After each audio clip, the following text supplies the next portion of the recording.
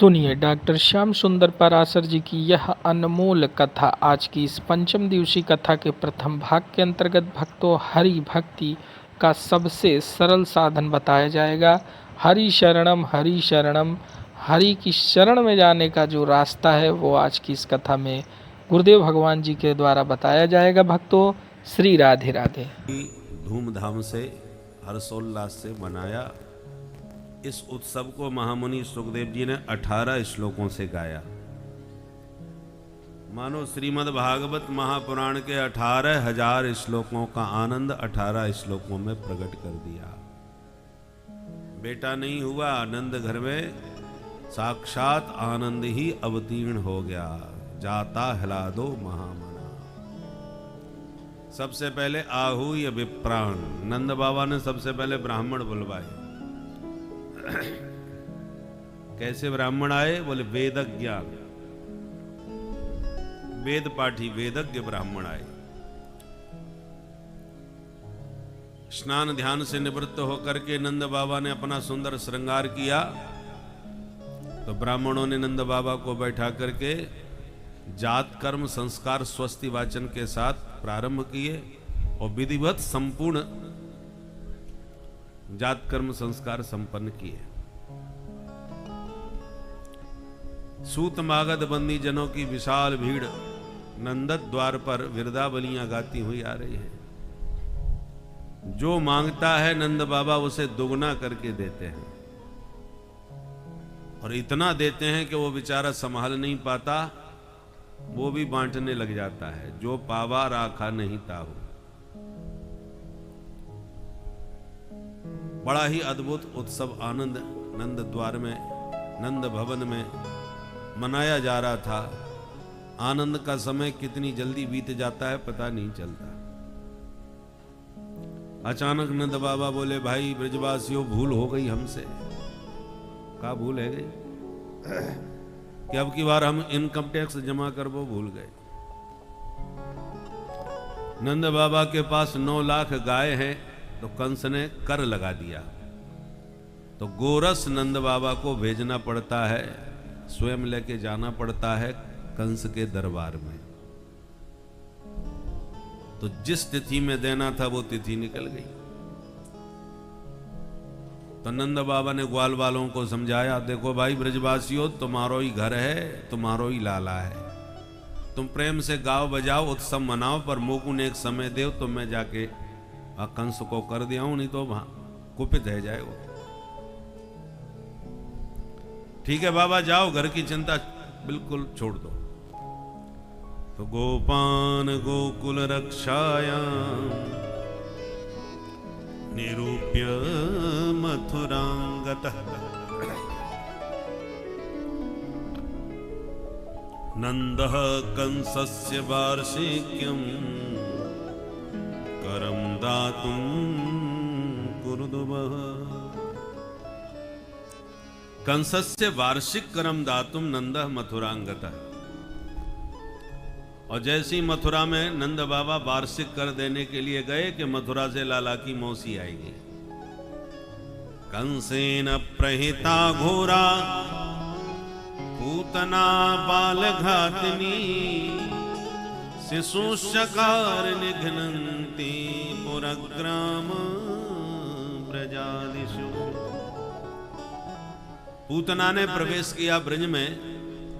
छोटे छोटे बच्चों को विषपान कराती अपने स्तनों से बाल घातनी बच्चों को मारती हुई पूतना घूम रही थी।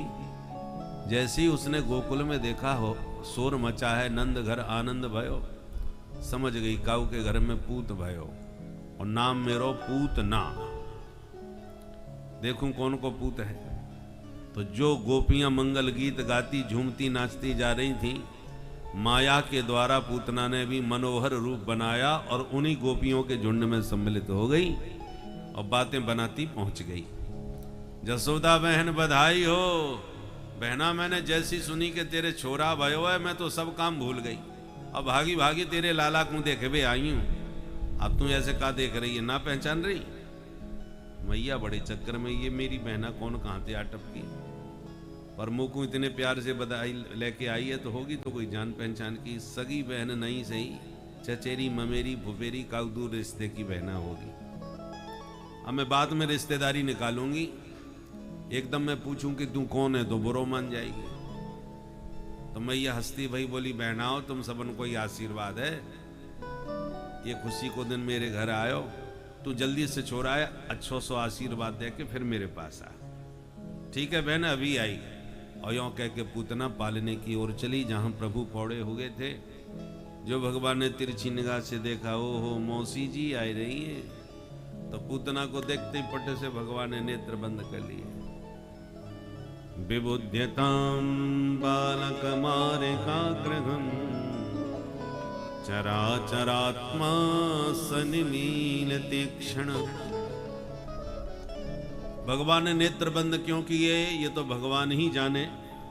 बाकी भक्तों ने अपने अपने ढंग से बहुत सारे कारण और भाव दिए। एक संत कहते हैं भगवान ने इसलिए आंख बंद कर ली, प्रभु ने सोचा हम आए हैं दुष्टों का विनाश करने के लिए, और लगता है हमारे काम का शुभारंभ मौसी जी से ही होने वाला है। तो इतने बड़ा काम का शुभारंभ करने से पहले आंख बंद करके मंगलाचरण कर लें, तब श्री गणेश करेंगे। इसलिए आंख बंद करके मंगलाचरण करने लगे। एक संत कहते नहीं, भगवान ने इसलिए आंख बंद करी कि ब्रज में तो आए थे माखन मिश्री खाने, और माखन मिश्री का स्वाद भी नहीं चख पाए, मौसी जी आ गई हमको जहर पिलाने। तो जहर पीवे को हमें तो नेकू अभ्यास ना, ये तो हमारे विश्वनाथ भगवान काशीवासी का खूब बढ़िया अभ्यास है। सो तुरंत आंख बंद करके कन्हैया भोलेनाथ को ध्यान करने लगे। ए भोले बाबा जल्दी आओ, या जहर से आप ही निपटियो, हम तो दूध घी खावे वाले हैं। इसलिए शिव जी का ध्यान करने लगे। एक संत कहते हैं भगवान ने इसलिए आंख बंद करी कि भगवान के हाथ का मारा हुआ जीव किसी दिव्य लोक में ही जाता है, और भगवान की दोनों आंखें ही सूर्य और चंद्र लोक हैं। तो भगवान को लगा पूतना को किस लोक में मार के भेजूं, तो तुरंत सूर्य चंद्र ने अपने अपने गेट बंद कर लिए कि पूतना को हम अपने लोक में आने नहीं देंगे, आपको जहां इच्छा पड़े ना भेजना। इसलिए प्रभु के नेत्र बंद हो गए। एक संत कहते नहीं, भगवान ने इसलिए नेत्र बंद किए कि जो दृष्टि का पात्र हो उसी पर दृष्टिपात करना चाहिए, कुपात्र पर नहीं। एक सुंदरी नामावतार में भी आई थी राम जी के सामने, आप समझ ही गए होंगे, श्रीमती सुपनखा देवी। वो भी बड़ा गजब का मेकअप करके चली थी महाराज, परंतु राम जी के पास जाकर के कहती है महाराज मैं ऐसी विश्व सुंदरी हूं कि मुझे आज तक मेरी टक्कर का कोई पति पसंद ही नहीं आया, कोई समझ में नहीं आया, इसलिए मैं तो कुंवारी ही रहेगी, मैंने तो शादी ही नहीं करी। आज बहुत दिनों के बाद आपको देखकर पहली बार मन में लगा कि हाँ कोई तो है। वैसे ज्यादा सुंदर तो आप नहीं हो महाराज, बुरा मत मानना, और तो थोड़े से काले सांवले, पर कोई बात नहीं चलेगा। तुम चाहो तो हमसे विवाह कर सकते हो, क्योंकि मैंने आज तक किसी को पसंद नहीं किया, पहली बार आप हो जो हमको पसंद आए। भगवान से कह रही है ताते अब लग रही कुमारी, पर मन माना कछु तुम्हें निहारी। तुम्हें निहारने के बाद मेरा पूरा मन तो अब भी नहीं माना, कुछ मन मान गया। इसका मतलब मेरे सामने तुम भी फैल। तो भगवान को कम से कम एक बार तो दृष्टि उठा के देखना चाहिए था कि ये विश्व सुंदरी कौन आ गई भैया जिसने हमको फैल कर दिया। किंतु राम जी ने एक बार भी सुपनखा की तरफ आंख उठा के नहीं देखा। जो भी उससे बात करनी थी करी, परंतु दृष्टि अपनी जानकी जी के ऊपर ही रखी। गोस्वामी जी ने वर्णन किया, सीतहि चितय कहीं प्रभु बाता, सीतहि चितय कहीं प्रभु बाता, अहि कुमार मोर लघु भ्राता, अहि कुमार और लघु भ्राता, सीतहि चितय कहीं प्रभु माता, सीतहि चितय कहीं प्रभु बाता। बात कर रहे हैं सूपनखा से और देख रहे हैं जानकी जी की ओर, क्योंकि रामचंद्र परान दारान चक्षुषा नाभिपश्यति। मर्यादा पुरुषोत्तम राम जी कभी निगाह उठा के परस्त्री को देखते ही नहीं।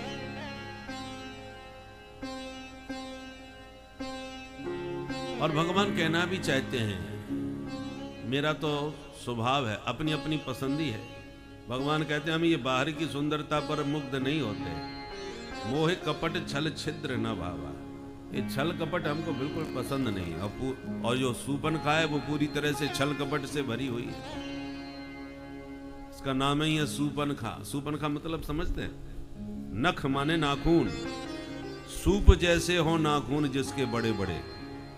अनाज साफ करने वाले सूप होते ना, लंबा चौड़ा सा, ऐसे सूप जैसी आकृति के बड़े बड़े नाखून थे, इसलिए इसका नाम था सूपनखा। आजकल भी सूपनखा की भतीजियों की कमी नहीं है। बड़े बड़े नाखून रखने का फैशन चल पड़ा। तो परंतु भगवान के सामने आई तो बहुत ठीक ठाक बन के आई। तो भगवान कहते हैं ना, हमको तुम जैसी हो वैसे आओ।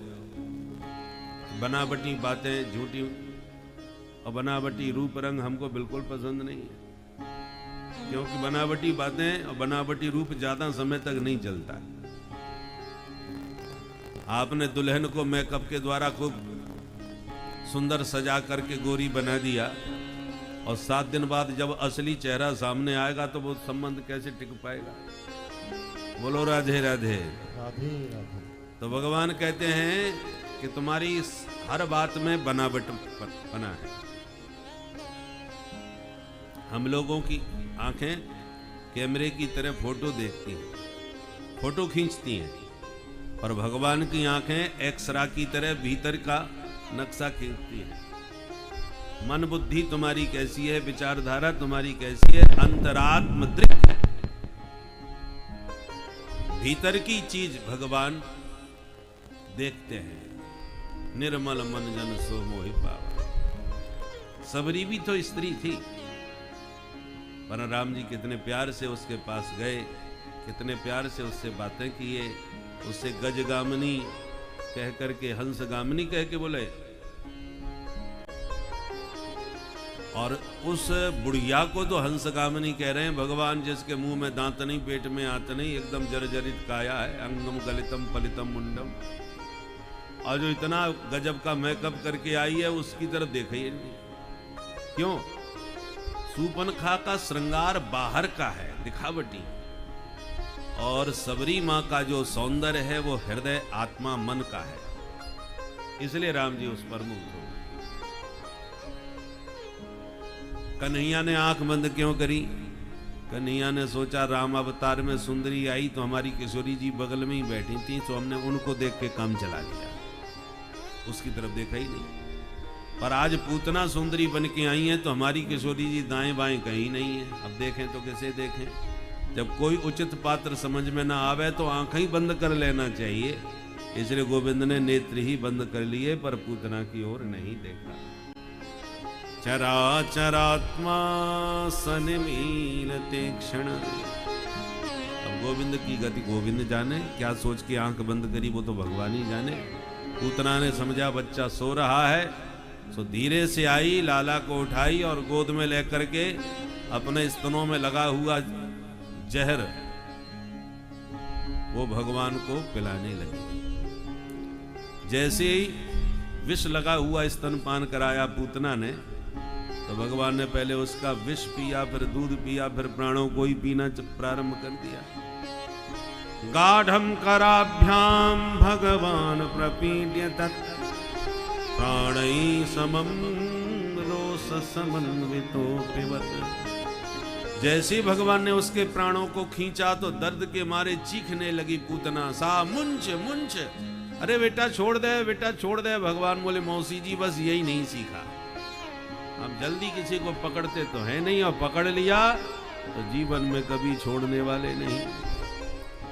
चीखती चिल्लाती पूतना भागी, अपने वास्तविक रूप राक्षसी रूप में परिणित हो गई। जैसे भगवान ने प्राण विहीन किया कि धड़ाम मर के धरती पर गिरी तो 6 कोस तक के वृक्ष टूट के चकनाचूर हो गए। बोल पूतना मर्दन भगवान की जय। भयंकर शब्द से मैया डर गई। लाला को देखे वे भागी तो लाला गायब। मेरो छोरा कहाँ गया, छोरा कहाँ गया, मैया चिल्लाने लगी। ग्वाला भाग करके बाहर गए तो पहाड़ जैसे पूतना के पेट से लाला को उतार के मैया की गोद में दिए। जब मुस्कुराते हुए मैया का स्तनपान गोविंद ने किया तब मैया की जान में जान आई। हे भगवान, भगवान की कृपा से छोरा तो बिल्कुल ठीक ठाक है, परंतु ये पूतना कैसे मर गई? ग्वाला बोले मैया हमें तो मरी मिली। एक बोलो मैया मैं समझ गया कैसे मरी, तेरे लाला को लेके जोड़ से भगी सो लगी ठोकर, दम दी से गिर के मर गई।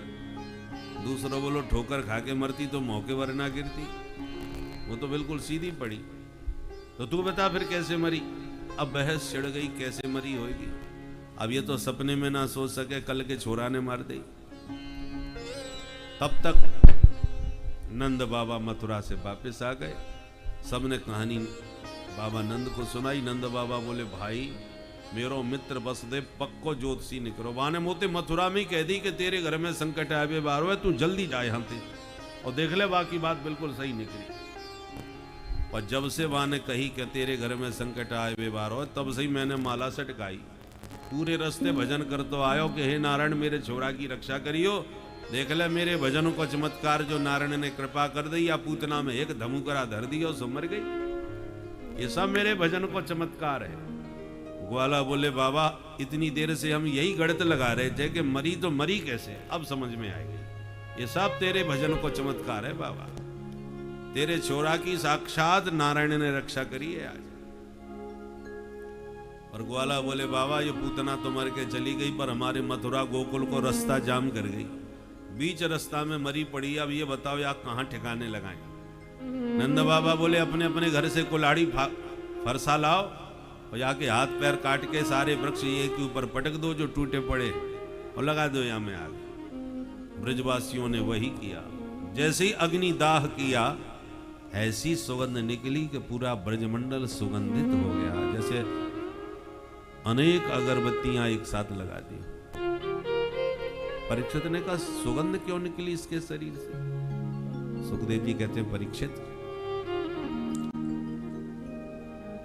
भगवान का नाम लेके जो मरता है वो तर जाता है, तो जो भगवान को ही अपनी छाती से चिपका के मर रही है उसके कल्याण में क्या संदेह रह सकता है। पूतना लोक बालघिनी राक्षसी रुधिरासना जिघांसयापि हरये स्तनम दत्त्वा पुसदगति। पूतना के जीवन में एक भी गुण नहीं था, फिर भी न जाने कौन से गुण पर दयानिधि रीझ जाते हैं। ठाकुर जी ने एक गुण निकाल लिया कि बुरी भली जैसी भी हो मेरी मौसी है, और मौसी ने काम भी माँ जैसा ही किया है, तो मौसी को माँ जैसी ही गति मिलनी चाहिए। और ले भे गतिम धातृचिताम, माँ के समान गति मौसी मान के पूतना को भी प्रभु ने प्रदान कर दी। कंबा दयालु, ऐसा परम दयालु कौन हो सकता है, सो को उदार जगमाई।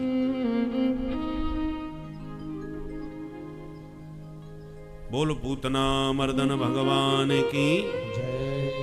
जो भी पूतना मोक्ष की कथा को प्रेम पूर्वक कहता सुनता है, गोविंदे लभते रतिम, गोविंद के चरणों में प्रीति प्रदायक यह पावन प्रसंग है। अब एक दिन कन्हैया का जन्म नक्षत्र आया। मैया ने लाला को नवा धोआ के सुंदर सजाया, पालने में सुलाया, और सोते सोते देखा कि अचानक लाला ने करवट बदल ली। मैया तो खुशी में नाच लगी, मेरो छोरा बड़ो है गयो, अपने आप ही करवट बदल ली आने, मैं तो भाई विशेष गीत गवाऊंगी। तो लाला के उत्सव को मनाने के लिए मैया ने नाई बुलवाया और पूरे ब्रज में दुआही लगवा दी। कह दी जो सबसे करवट बदलवे को मिला हुआ है तो ले ले बधाई। गोपियां भागी भागी चली आई, जसोदा बहन करवट बदलवे की बधाई होए। मैया बोली बहनाओ बहुत बहुत बधाई है, पर हल्ला मत मचाइए, छोरा मैंने हवाली सुबायो है। गोपियां बोली तो हमका तेरी सूरत देखे हुए आई है, खड़ी खड़ी हम करेंगी का? अरे जब बधाई गावे आई है तो बधाई ना गाएंगी? मैया बोली 2 मिनट रुक, और लाला को पालनो उठा के मैया ने गाड़ी के नीचे लटकाई दियो, माट मटका उठा के गाड़ी के ऊपर धर दिए। मैया बोली अब प्रेम से गाओ बजाओ। और जहां गोपियों ने ठुमका लगा लगा के नाचना गाना प्रारंभ किया तो इतना हल्ला मचा कि लाला की नींद खुल गई। नींद खुलते ही चारों तरफ देखा, वाह! प्रभु ने सोचा कि गीत हमारे लिए गब रहे हैं, और जाके ताई गीत गाए जा रहे हैं वो बाहर गाड़ी के नीचे लटक रहे हैं। हमारा उत्सव तो हमको ही बाहर क्यों लटका रखा है? चलो भीतर चले, पर चलना तो अभी आता नहीं। तो रोना चालू कर दिया। सोचा कि रोने की आवाज सुन के मैया उठा के ले जाएगी, और गाने बजाने में मैया भी इतनी मस्त कि नई वास्रणोद वही रोदितम सुतस्य सा रोदम स्तनार्थी चरणावोदक्षिपत। गाने बजाने में किसी ने भी रोने की आवाज नहीं सुनी। तब भगवान को अच्छा नहीं लगा कि हमारे गीत गब रहे हैं, हम ही गला फाड़ के रो रहे हैं, कोई देख वे बारो ही ना है। तो रोते रोते लाला ने एक लात मारी तो धम से पलट गई गाड़ी, माट मटका सब फूट गए, और 2 धमाधम की आवाज। भाई मैया सब गाना बजाना भूल गई, दौड़ के भागी बाहर आई और टूटी गाड़ी दिखाई। मैया जोर से चिल्लाई, कहाँ गए हो मेरो कन्हाई? दौड़े दौड़े ग्वाला आए और पालने से लाला को निकाल के मैया की गोद में दिए। जब मुस्कुराने लगे कन्हैया तो मैया की जान में जान आई। भाई छोरा तो ठीक ठाक है, पर बड़े गजब की बात है, आंधी तूफान आयो ना है, बैल साण कोई निकरो ना है, धरी धरी धम से गाड़ी कैसे पलट गई?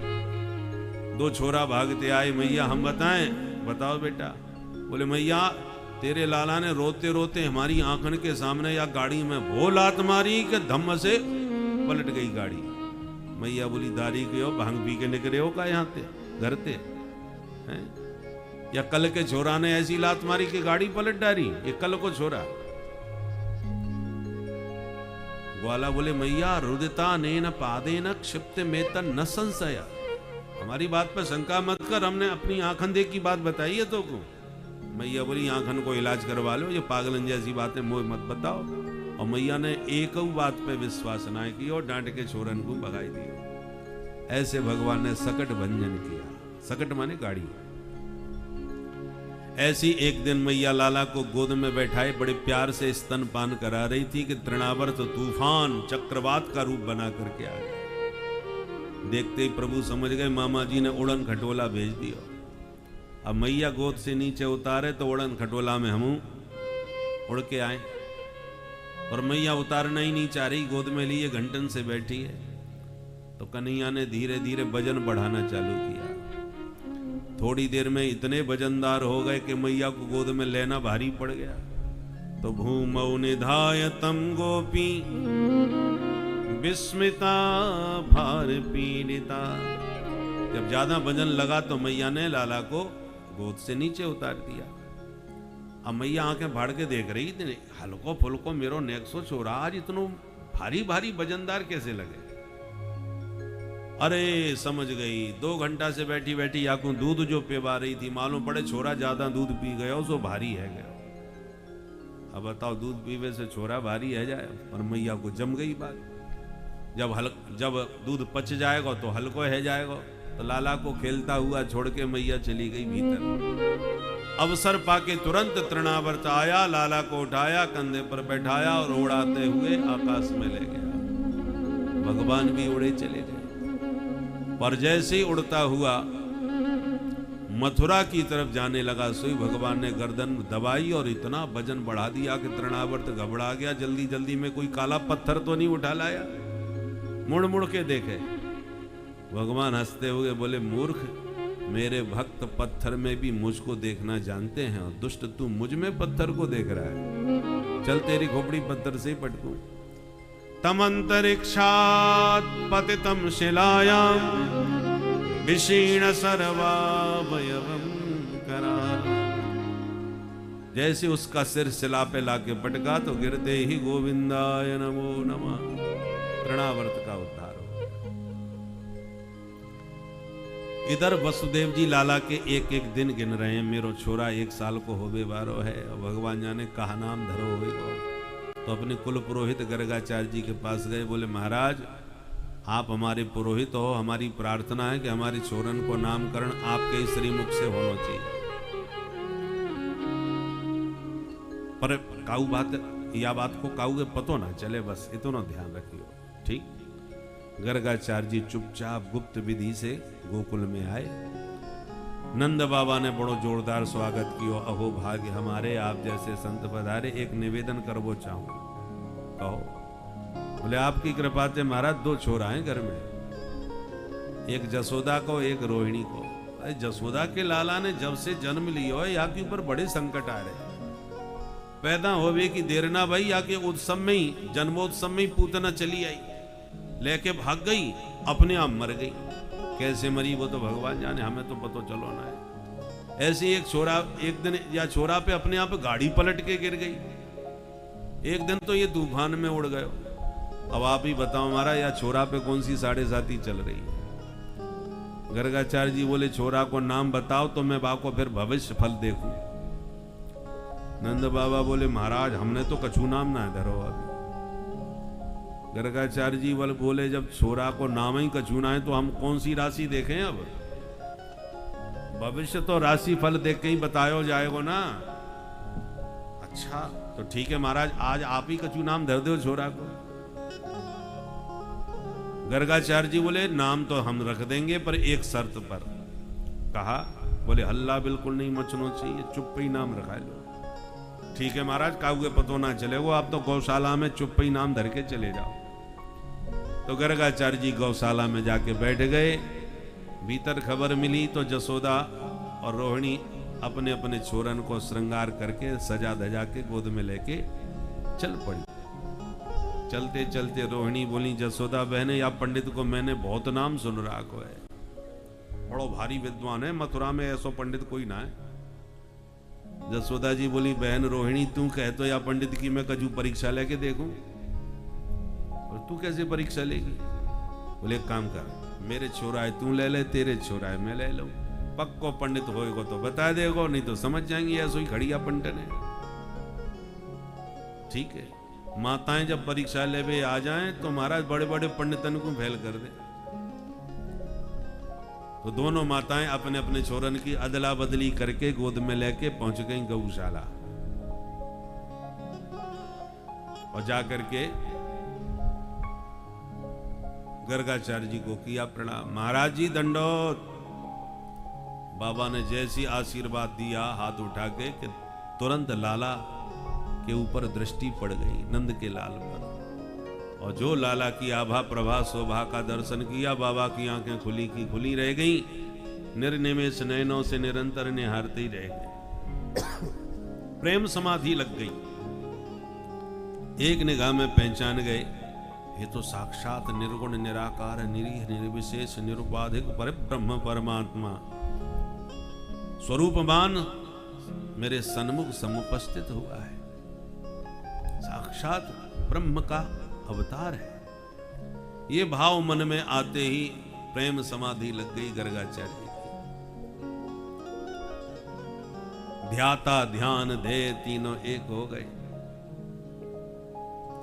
और मैया हाथ जोड़ के सामने बैठी सोच रही है महाराज जी बड़े ध्यान से छोरा को मुंह देख रहे हैं, मालूम पड़े बाको भविष्य पढ़ रहे होंगे या माथे की रेखा देख रहे होंगे। मैया बेचारी हाथ जोड़ के बैठी रही। बैठे बैठे घंटा बीत गयो, 2 घंटा बीत गए।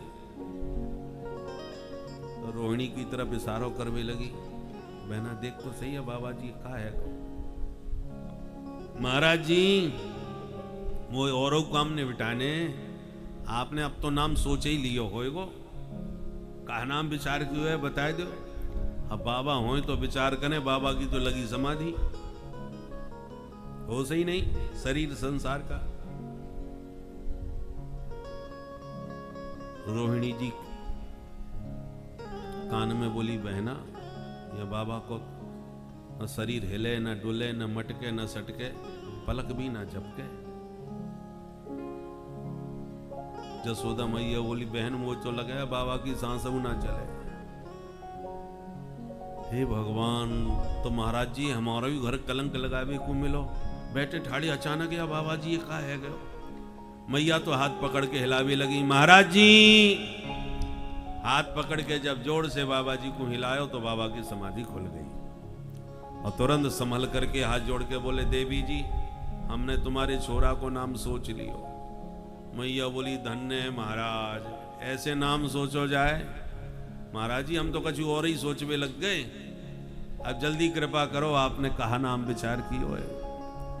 बाबा मन में सोचने लगे, आए थे थदे नाम देवे को, पर या प्यारी सूरत को देख के हम तो अपनों ही नाम भूल गए। धैर्यम धुनोति बत कंपयते शरीरम, इस सुंदर झांकी ने तो मेरा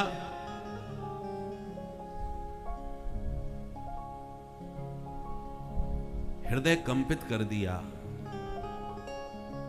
मेरा शरीर की हालत खराब कर दी। ये है कौन? मैं इनको क्या नाम दूं? मैं तो अपना ही नाम भूल गया। आलोपितम पुरननैम मवई मनामा। बहुत सावधान अपने को किया। गर्गाचार्य जी ने संभाला अपने आप को और दोनों माताओं की गोद में बैठे लाला को निहारने लगे। मन में सोचने लगे, कहीं परीक्षा तो ना है रही है, अदला बदली सी नजर क्यों आ रही है। तो तुरंत जसोदा मैया ते बोले, सुन जसोदा, बोलो महाराज। अयम ही रोहिणी पुत्रो रमयन सुहृदो गुणै आख्यास्यते राम इति बलाधिक्यात् बलम् विदुः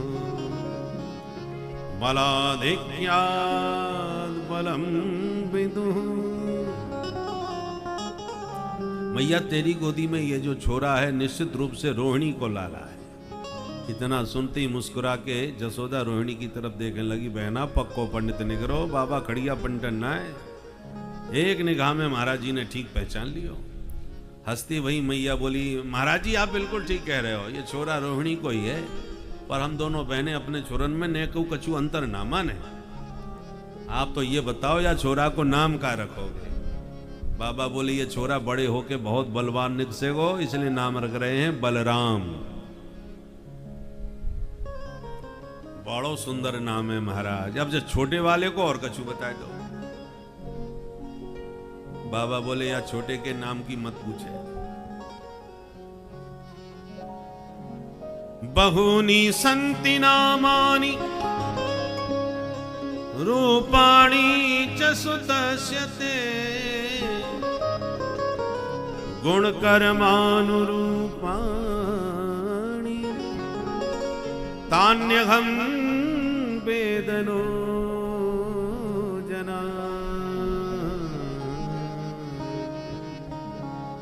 तान्यहं वेदनो जना। इनके नाम अनेक अनूपा। मैया या छोरा के तो हजारन नाम होंगे। विष्णु सहस्त्र नाम, गोपाल सहस्त्र नाम, सब यही के नाम। मैया हाथ जोड़ के बोली, महाराज वो हजारन की जरूरत ना है, आप तो एक बढ़िया सो नाम छांट के बताए दो। बाबा बोले, इदानीम कृष्णतांगतः, या समय हम नाम रख रहे हैं श्री कृष्ण। बोले, कृष्ण को मतलब क्या हो महाराज? बोले, कर सती थी कृष्ण, ये सबको अपनी तरफ खींचता है। जो एक बार या को निहार लेगो या हमेशा के लिए यही को दीवानो है जाएगा। इसलिए कृष्ण नाम बहुत प्रसिद्ध होएगो। बड़ो अच्छो नाम है महाराज। अब ये और बताए दो, मेरो छोरा आगे चल के करेगो कहा? नौकरी करेगो, व्यापार करेगो, कि ऐसे ही गैया चराम तो फिरेगो? बाबा बोले, या छोरा की ग्रह दशा बोल रही है कि ये पक्को चोर बनेगो। मैया बोली, हे भगवान, ये आपने कैसी भविष्यवाणी करी महाराज? आपकी कृपा से मेरे घर में काउआत की कमी तो है ना। 9 लाख गैया है महाराज, दूध दही के भंडार भरे पड़े, और आप मेरे छोरा है चोर बता रहे हो? बाबा बोले, मैं कछु ना बता रहा हूं, या कि जो ग्रह दशा बोल रही है वो बता रहा हूं। ग्रह दशा तो ये कह रही है छोटो मोटो चोर ना है, चोरन को सरदार बनेगा। अच्छा महाराज तो ये और बताए दो, ये काय की चोरी करेगा? बोले मैया ये भी मत पूछे, एक दो चीज चुरावे तो गिनाऊं। ब्रजे बसंतम नवनीत चौरम गोपांगनानां चतुकूल चौरम अनेक जन्मार्जित पाप चौरम चौराग्रगण्यं पुरुषं नमामि। चोर नहीं, चौराग्रगण्य, चोरों में अग्रगण्य, इसलिए इसका एक नाम पड़ेगा हरि। हरि माने सब कुछ हरण करने वाला। हरति गोपी नाम चित्तम वित्तम नवनीतम इति हरि। हरति प्रणत जनानाम पापम इति हरि। प्रणत जनों के समस्त पाप हर ले, गोपियों का चित्त वित्त हर ले, ऐसा ये हरि होगा। और ये तो वसुदेव को लाला। हरि अर्थात हरने वाला, जो मानव के दुख को हर ले, क्लेश के को हर ले, हर संकटों को हर ले, हर बाधाओं को हर ले, वो परम प्रभु हरि ही भक्ति के वशीभूत होकर नाना प्रकार के अवतार धारण करते हैं, जिससे मानव जीवन का उद्धार होता है, समाज का कल्याण होता है। प्रभु जो सर्वशक्तिमान है, सिर्फ और सिर्फ अपने भक्तों के वश में रहते हैं।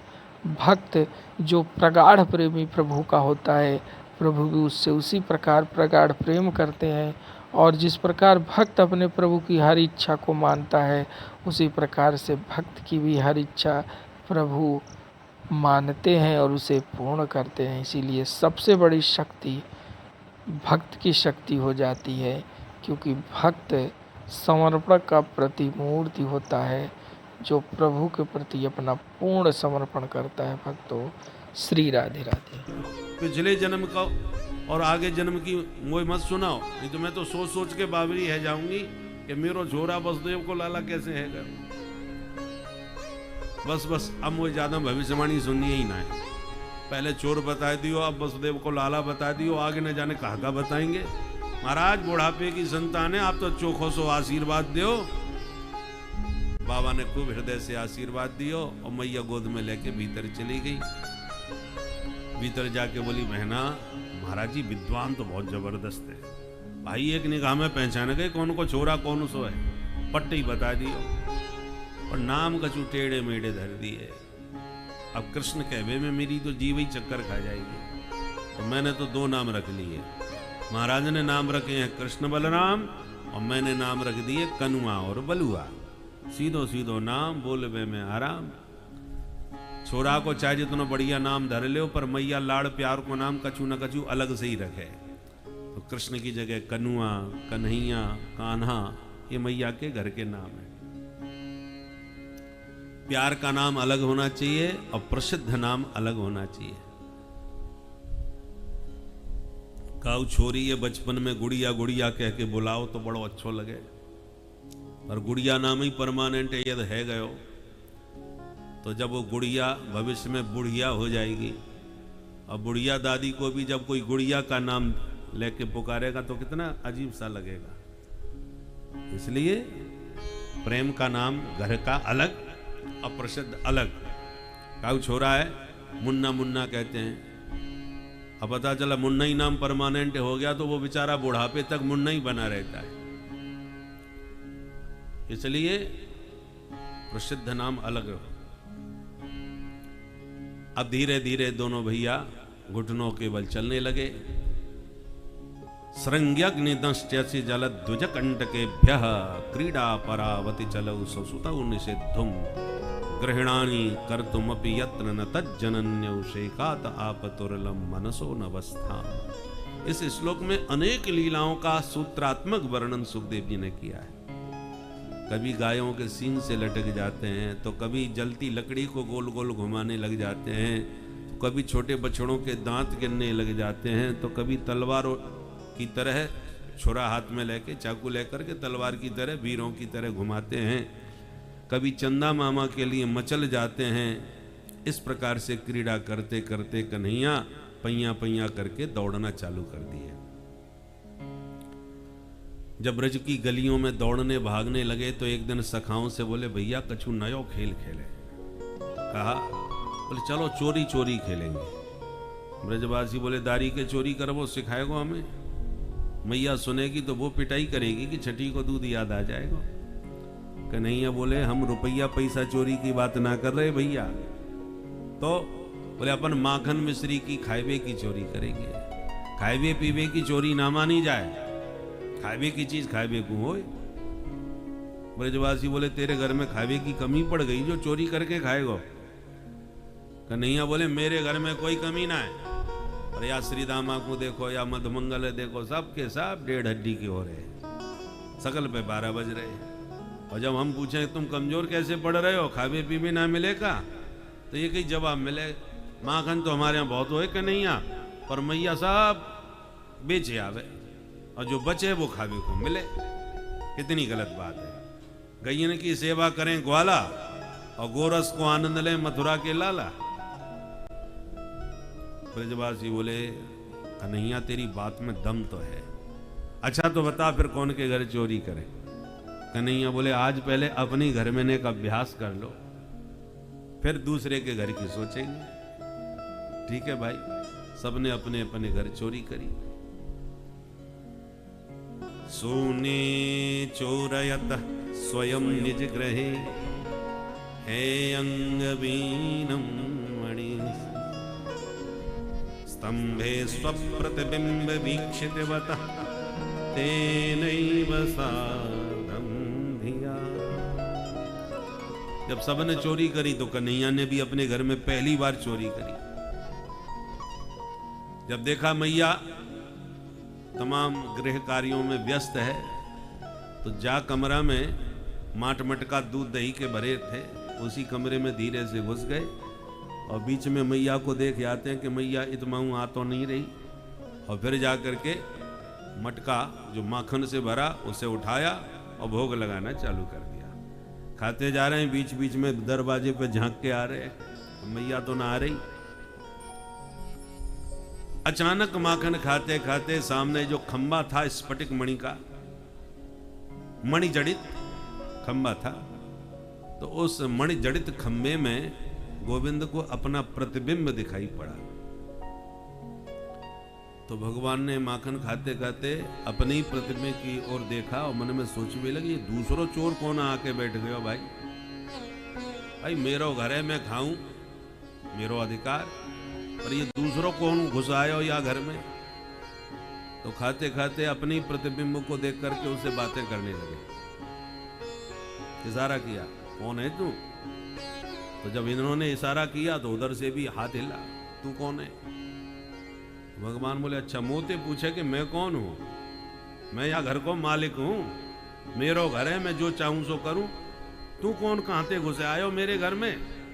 परंतु ये जैसी जैसी आंख दिखावे, हाथ हिलावे, अंगुली दिखावे, वैसे उधर से भी जवाब पावे।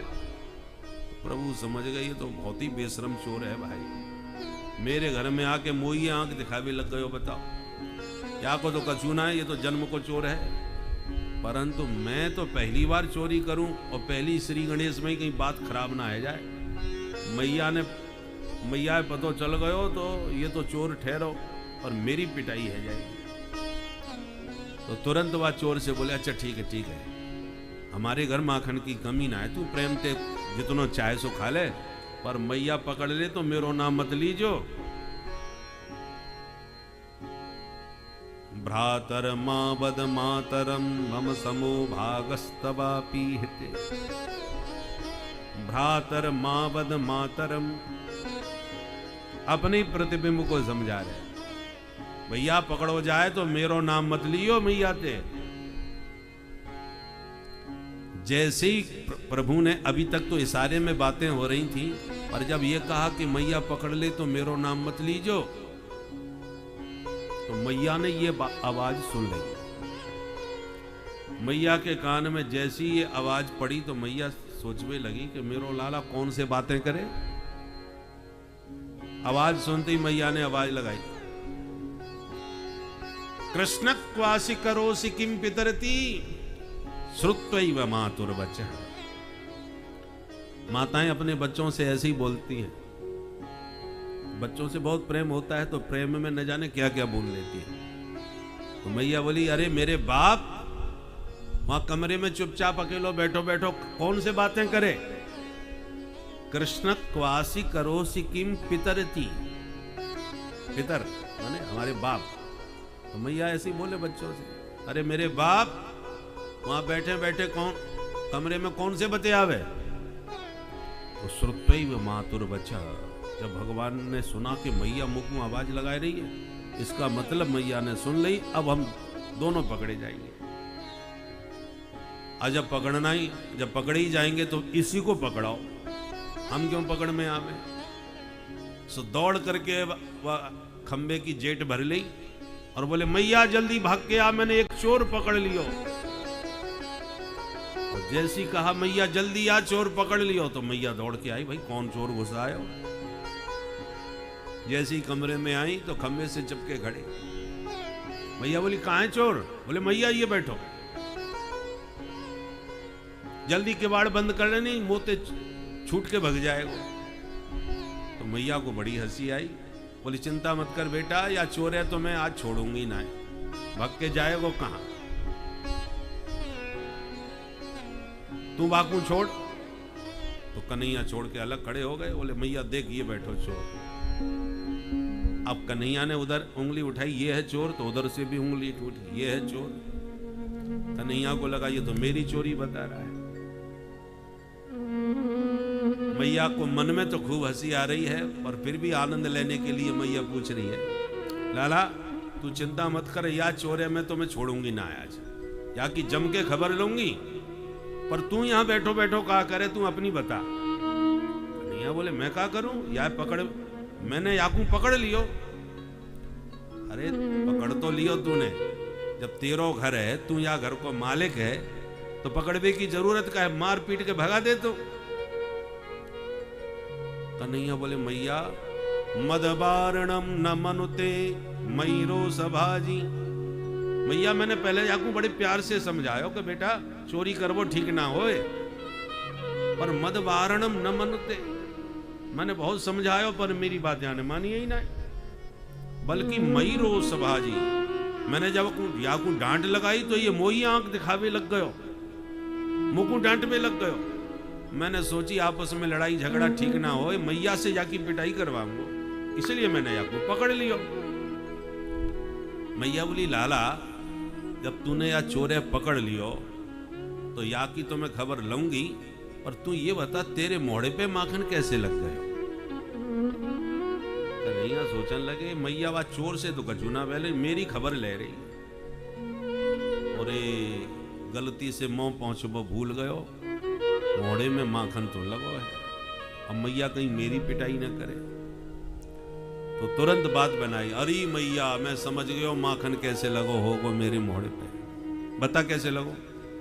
बोले, मैया जब मैं या चोर को डांटवे लग गयो तो मैंने अचानक एक दूसरे मटके में दृष्टि डाली, तो वह मटका में माखन में तमाम चींटियां लगी थी। मैंने सोची मेरी मैया की बुढ़ापे की आंखें चींटी बिनती बिनती और खराब हो जाएंगी, छोटी छोटी चींटी हैं, तो मैं ही मैं उन चींटी को निकाल निकाल के बाहर रखबे लग गयो। तो माखन से मैं चींटी बीनवे लग गयो तो मेरो हाथ माखन से खराब है गयो, और मैं मेरो ध्यान चींटी बीनने में लगो, तब तक एक चींटी ही मेरे ऊपर चढ़ गई। मैंने ध्यान ना दियो, वो चढ़ती चढ़ती चढ़ती चढ़ती मुंह तक पहुंच गई, और मैया वा ने मेरे मोड़े में इतनी जोर से काट खाया कि मुंह को आ गई गुस्सा। मैंने माखन के बेगरे हाथ मटका से निकाल करके एक चांटो मार दिया, और जैसी मैंने चांटो मारो चींटी को पता ही ना चलो कहाँ मर गई चली गई, परंतु वह चांटे में मेरे मोड़े में जरूर माखन लग गयो होगा, और तुरंत मैया के पल्लू से पूरा मुंह पहुंच दिया। भैया अब तो ना लगो। अब मैया को बड़ी जोर से खिलखिला के हंसी आ गई, हे भगवान नेक सो कल को छोरा बातें बना मरा के मुंह बुढ़िया बावरी बना दी। और जैसी मैया हंसी कन्हैया तुरंत वहां से भाग लिए और पहुंच गए अपनी मंडली के पास। बताओ भैया कौन है, कैसे कैसे काहज की हो, सब अपनी अपनी कहानी सुना भी लगे। जब सबने पूछा लाला तू बता तूने कहा की हो, कन्हैया बोले चोरी तो हमने करी परंतु पकड़े गए। अच्छा तब तो मैया ने पिटाई करी होगी। बोले भैया पिटाई तो पूरी होवे बारी, एक चोर के चक्कर में हम पकड़ में आ गए, नहीं तो हम पकड़ में आवे बारे ना आते।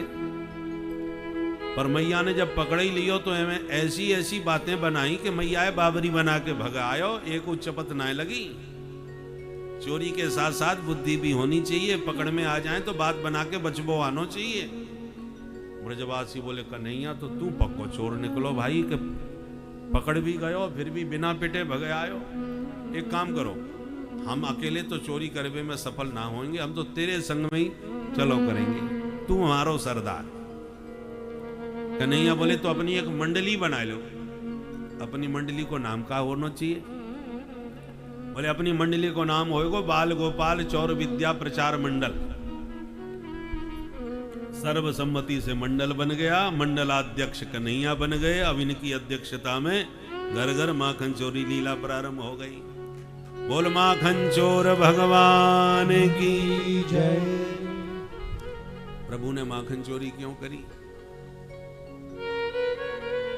देखो भगवान के माखन की कोई कमी नहीं थी, परंतु जब जब भगवान को माखन खाते गोपियां देखती थीं घर में तो एक एक कल्पना करती थी, मनोरथ करती थी, कभी वो दिन आएगा जब कन्हैया हमारे आंगन में हमारे घर में आके हमारे हाथ का माखन खाएं, हमारे माखन का भोग लगाएं।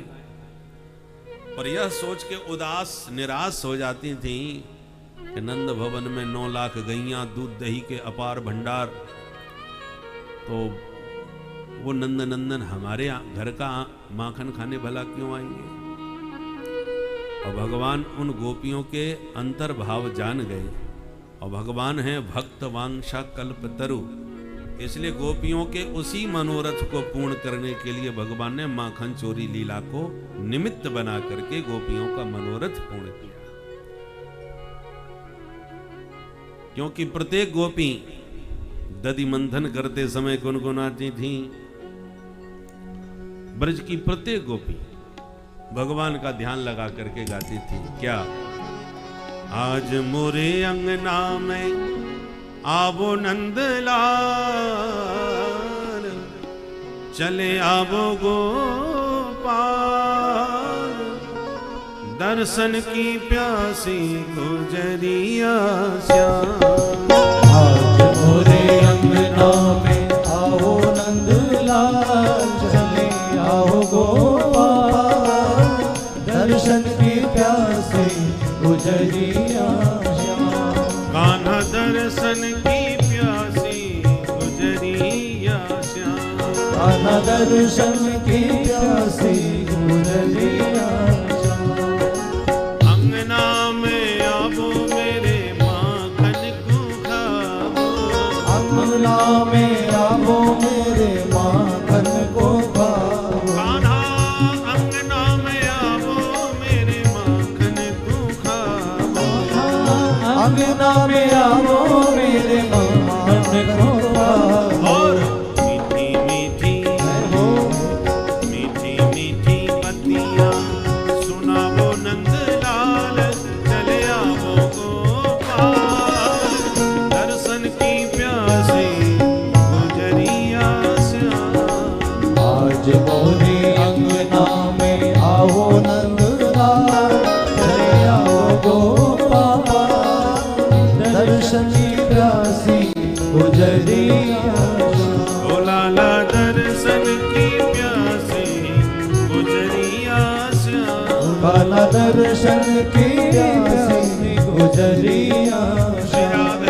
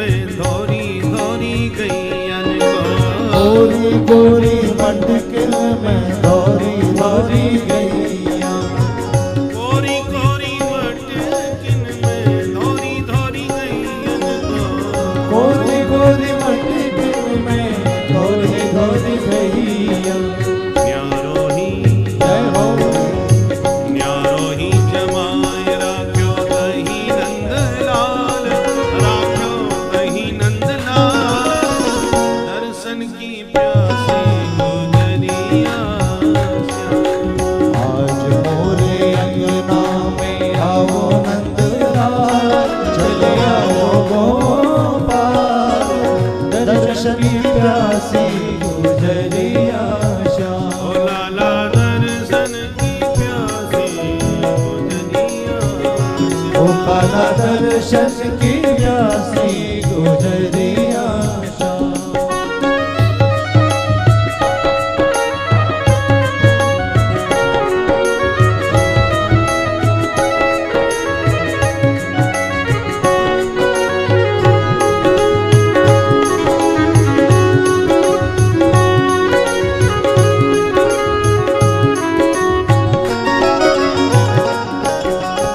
आवो ब्रज रानी को माखन नित्य पद खाओ ब्रज रानी को माखन नित्य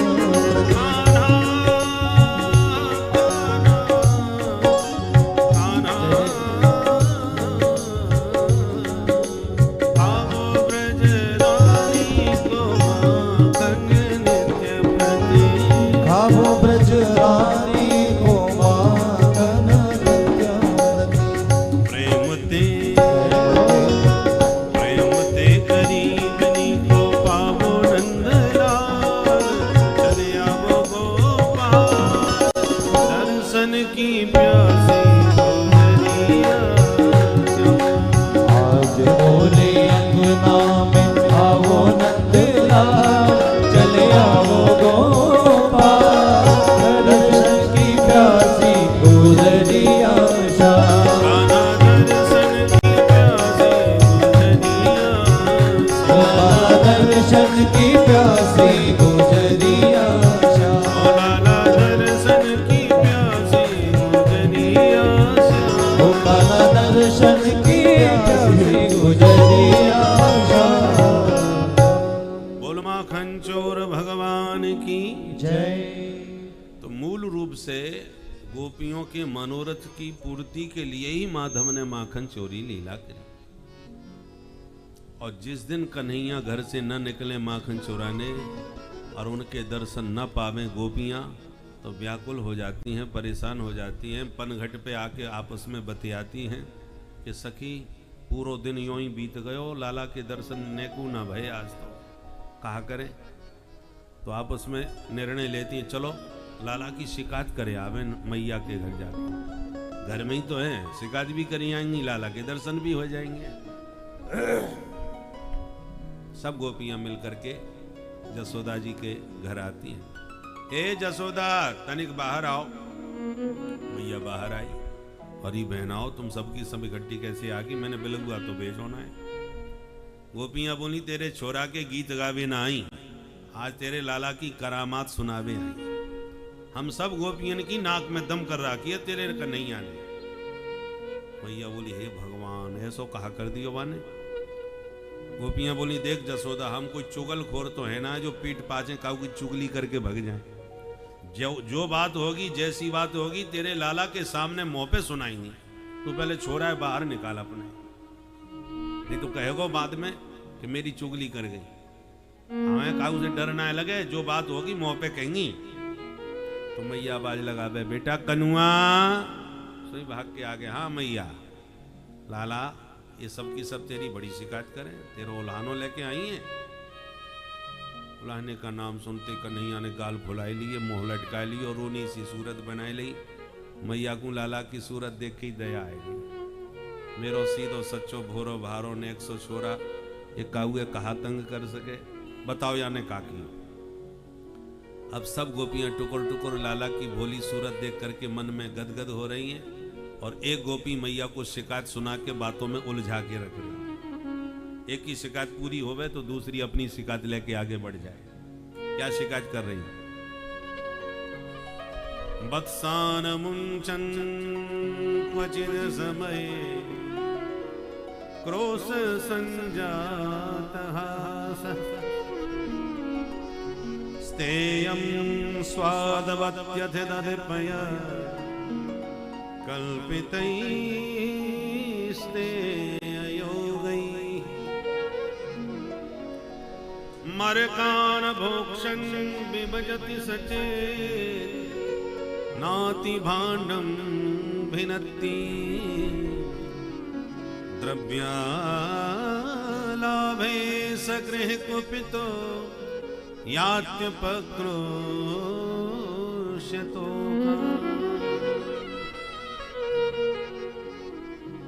अलग अलग शिकायत। पहली शिकायत बत्सान मुंचन, तेरो छोरा आवे बछड़ा खोल के भग जावे। मैया बोली तो तू गैया दोबे जा रही होगी? बोले ना, क्वचित असमय, जब गैया दोबे को कोई समय ना हो तब खोल के भागे ये। मैया बोली तो मोती शिकायत मत कर, तू स्वयं डांट दे। एक बार अच्छी तरह डांट देगी, दोबारा जाके हिम्मत ही ना पड़ेगी। दूसरी गोपी बोली मैया डांट के देख लियो। फिर कहा भयो? बोले मैया जब हम या को डांट भी लग जाएं तो ये हमें देख के मुस्कुरा भी लग जाए। अब भगवान जाने या कि मुस्कान में कहा जादू है कि डांटते डांटते फिर हमें ही हंसी आ जाए, सारी गुस्सा हमारी ठंडी पड़ जाए। मैया बोली तो एक काम कर, मेरो लाला तेरे घर जैसी आए तो ये जो मांगे सो तू पहले ही से दे दियो कर। जब तुम स्वयं दे देगी तो चोरी काहे क्यों करेगो फिर? दूसरी गोपी बोली मैया मैंने एक दिन थाली में परोस के माखन मिश्री सब आके सामने धर दी और मैं हाथ जोड़ के बोली लाला तू प्रेम से बैठ के खा, कमी पड़ेगी तो और दूंगी। तो एकदम आंख दिखा के बोलो ए गोपी, तेने कहा मोई भिकमंगा समझ रहा को है, तू मेरे घर में आके खा जाइयो, नेक सो माखन मौका दिखा रही है थी। मैं बोली इतने बड़े बाप को बेटा है तो चोरी काहे क्यों करे फिर? तुरंत हंस के कहता है चोरी के माल में स्वाद ही कछु और हो। अब बता जसोदा, परोस के देव तो बड़े बाप को बेटा बने और बाद में छुप छुप के चोरी करके खाबे में याकू स्वाद मिले। मैया बोली तो एक काम कर, अपने माट मटका छीके पे लटकाए दे, नेक सो छोरा हाथी ना पहुंचेगो याको, खाएगो कैसे? दूसरी गोपी बोली मैया कल्पितैस्ते अयोगई, कहीं भी मटका धर दो तेरे लाला से ना बचे। यानी पूरी मंडली बना रखी है और जब घर में आवे और छींके पर मटका पावे तो तगड़े से छोरा को घोड़ा बनावे, बाकी ऊपर दूसरों खड़ो है जाए, बाकी ऊपर तीसरों, सब के ऊपर ये तुम्हारे अध्यक्ष महोदय खड़े है जाए, सुई मटकी आया के हाथ लग जाए। कहीं भी धर दो मैया तेरे लाला से बच ना सके माखन। एक गोपी बोली मैया तू मेरी सुना बहन? बोले मैया मेरे घर में तो इतनो माखन है कि चाहे जितनो कोई खा ले, तो मैंने सोची जाकू चोरी करके ही स्वाद आवे तो चोरी करके ही खाए लें दो। मैंने माट मटका सब धर दिया आंगन में और मैं छुप के बैठ के देखें ये कहा करे। तो मैया ये पूरी मंडली लेके आयो, यानी खूब माखन खायो, ग्वालन को खवायो। जब सबन को पेट भर गयो तुम्हारे कान भोक्षण विभजति सचेत, मैया यानी ऐसी आवाज निकाली कि 50 बंदर मेरे घर पे टूट पड़े। भगवान जाने बंदरन से या की कहा रिश्तेदारी है, या कि एक आवाज पर सवरे बंदर ब्रज के इकट्ठे है जाए। ये स्वयं चोर है यानी बंदरन को चोर बना दियो, आंखन में से चश्मा निकाल के ले जाए महाराज, ऐसे होशियार है। मैंने सोची कोई बात ना है, बंदर भी बेचारे जीव हैं, खाए लें दो, भगवान ने बहुत दियो है। फिर भी मैं कछु ना बोली, चुपचाप देखती रही। हद तो तब है गई मैया कि जब बंदरन के भी पेट भर गए, उनके गले के थैला लटक गए और फिर भी मेरो माखन खत्म ना भयो। एक मटकिया भरी माखन की फिर भी बच गई और सबरे बंदर पेट भर गए तो भाग गए सूंघ सूंघ करके। और जो माखन बच गयो बा मटकी है तेरे कन्हैया ने उठायो, उठा करके बंदरन की तरह ये भी सूंघने लग गयो और सूंघते सूंघते नाक बहु सकोड़ के बोलो राम राम, कितनो सड़ो सड़ायो माखन धर राखवे या बंदर भी ना खाए। भलो आदमी या सड़े माखन को खा के बीमार ना पड़े को, वैसी बीमारी बहुत फैल रही है। ऐसे सड़े माखन को घर में धरवे की जरूरत क्या है? और यूं कह के भड़ा मटका पटक के भाग गया। अब बता जसोदा, स्वयं खावे, ग्वालन को खवावे, बंदरन को लुटावे, बाद में सड़ो माखन बता के मटका फोड़ के भग जावे। मरकान भोक्षण विभजति सचेतनाति भांडम भिनत्ति। एक गोपी बोली मैया तू मेरी और सुन ले, बहन तू भी सुना दे। बोले मैया मैं प्रभु बहुत के गरीब बाल हूं। स्वरूप की सुंदरता का वर्णन तो कोई कर ही नहीं सकता। शेष महेश दिनेश अरु शेष माने शेष नाग अपने 1000 फन से भी प्रभु की महिमा का वर्णन नहीं कर सकते। कोई भी प्रभु की उस सुंदरता का वर्णन नहीं कर सकता जिस सुंदरता के सामने करोड़ों कामदेव भी मुरझा जाए। ऐसे उस प्रभु के उस दिव्य स्वरूप, बाल स्वरूप, जिसको एक बार जो भी देखता था वो कुछ क्षण के लिए स्तब्ध रह जाता था। ऐसा वह सुंदर स्वरूप जिसकी कल्पना हम आप नहीं कर सकते। ऐसा स्वरूप जिस समय भगवान का बाल रूप में इस धरती पे आया, उससे बड़ा सौभाग्य हे मेरे मित्रों और कोई नहीं है कि आप कितने बालक ग्वाल बाल उन प्रभु के साथ खेल रहे हैं और उस समय के युवा, बुजुर्ग या मध्यम वर्ग के जितने भी मध्यम उम्र के लोग हैं सभी धन्य हैं जिन्होंने उनको दर्शन उनका किया, उनके सामने वे खेल रहे हैं। यह तो मोक्ष से भी बढ़कर जान लीजिए कि एक साधना का फल उनको मिला है। इससे बड़ा फल और कोई हो ही नहीं सकता भक्तों। इसी तरह से अपने मन को प्रभु की भक्ति में एकदम झकझोर दीजिए भक्तों। श्री राधे राधे। पकड़ ली और छोरी चिल्लावे मैया जल्दी आ, मुकू हवा ने पकड़ लियो। मैं घबरा गई है भगवान कौन हवा घुसायो। तब तक तेरो छोरा भाग तो मैंने देख लियो। मैं समझ गई या कार्य कनुआ की कछु करतूत है। मैं दौड़ के गई वह छोरी की चुटिया खोली, मैं बातें बोली, अरे लाली कोई हुआ ना है, ये नंद के छोरा ने तेरी चुटिया खटिया की पटिया से बांध रखी है। तब जाके वह बेचारी की जान में जान आई। अब बता जसोदा, द्रव्यालावे सग्रह कुपितो यात्युपक्रोशतो का। जा घर में माखन है वो तो परेशान है ही, मेरे घर में कचूना है तो भी मैं परेशान हूं तेरे छोरा ते। सुन सुन के मैया मन में हंसती है और ऊपर से लाला को आंख दिखाती है।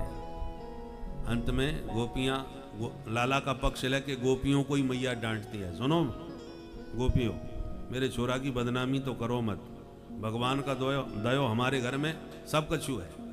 जब घर में सब कछु है तो मेरो लाला काय को जाएगो तेरे घर चोरी करवे खाएवे। और यद चोर है तो काउदना रंगे हाथ पकड़ के दिखा कि फालतू में मेरे छोरा है बदनाम मत मत मत करियो। गोपियां बोली ठीक है जसोदा, अब जादना पकड़ में आएगो बादना तोते बात करेंगी। और यूं कह के गोपियां मन में मुस्कुराती, ऊपर से आंख दिखाती, अपने घर चली जाती। अकेले में मैया समझाए, देख बेटा कन्हैया, तू ऐसे चोरी करेगो तो दारी के तेरो नाम बदनाम है जाएगो, तेरो विवाह कोई ना करवे बारो, जिंदगी भर ऐसो ही डोलतो रही हो। कन्हैया मुंह लटका के कहते, मैया ये सब की सब गोपी नंबर 1 की झूठी, और तू भोरी भारी मेरी मैया इनकी बातन में आ जाए। मैया बोली, हाँ बेटा, सो तुम वो विश्वास है सत्यवादी हरिश्चंद्र ने मेरे घर में जन्म लियो है, बाकी दुनिया झूठी। पर जादना तेरी चोरी पकड़ में आई, वादना मैं तेरी खबर लूंगी, इतनो ध्यान रखियो। ऐसे मैया अकेले में लाला को डांट के समझाए दे और सबके सामने लाला को पक्ष लेके खड़ी है जाए। बोलो माखन चोर भगवान की जय। तो तो इस प्रकार से माखन चोरी लीला के माध्यम से भगवान ने सबका मनोरथ पूर्ण किया। एक दिन विचार किया माखन बहुत खा लिया, थोड़ा सा ब्रज रज का भी स्वाद चखा जाए। ब्रज में 3 बहुत प्रसिद्ध है, ब्रज की रेणु, ब्रज की धैनु और ब्रज की वेणु। भगवान को लगा वेणु बजाएंगे, धैनु चराएंगे, पर ब्रज रेणु में स्वाद क्या है, एक बार ब्रज रज का भी स्वाद चखा जाए। तो एकदा क्रीडमानास्ते रामाद्या गोपदारका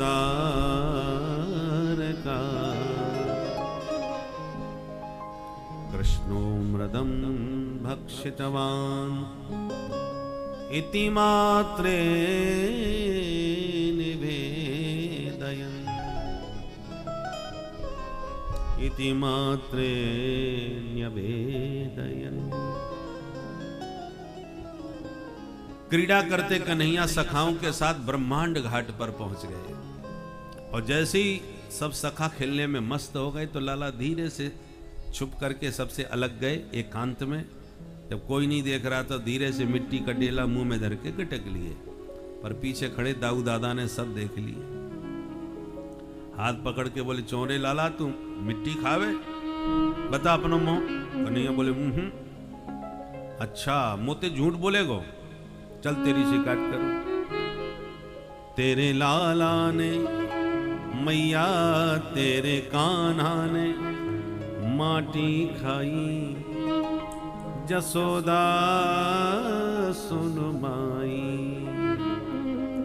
मैया को शिकायत सुनाई दी। मैया सुन के घबराई, अरे राम राम, कल तक माखन खावे की शिकायत छोरा की मिलो करती। मैं कछुना बोली चलो माखन खावे की चीज है, खा लियो तो खा लियो। अब मैं कछुना बोली तो आज शिकायत आ रही है कि यानी मिट्टी खा ली, और आज भी कछुना कहूंगी तो कल शिकायत आएगी यानी भांग खा ली।